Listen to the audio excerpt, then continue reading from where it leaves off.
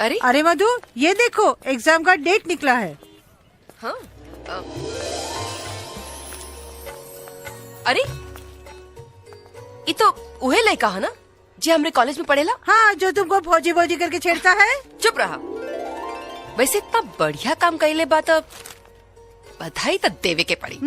देवर जो ठहरा। चुप रहना तो सर फोड़ दे। वैसे कहाँ पाऊ लड़का देखे के पड़ी। का हो तू हमरा के ना बोला बड़ा होने जा मर्दवा।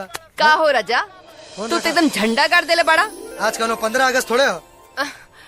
हम 15 अगस्त के ना ए अखबार के बात करता नहीं। हाँ? ए भगवान, हाय साला अखबार में फोटो छाप देले सन भैया मार के मुआ दी है। हाँ?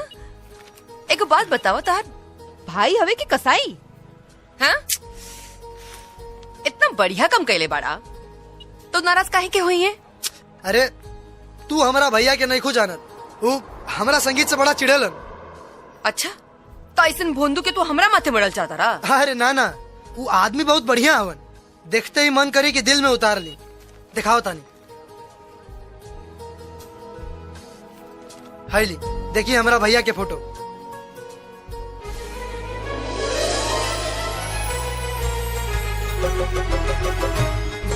सही बड़न। हाँ का भाई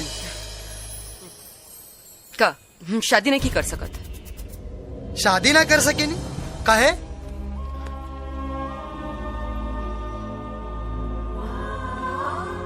एक बेर हमार रिश्ता टूट चुकल बा और यही से शादी के नाम से हमके चिढ़ होला।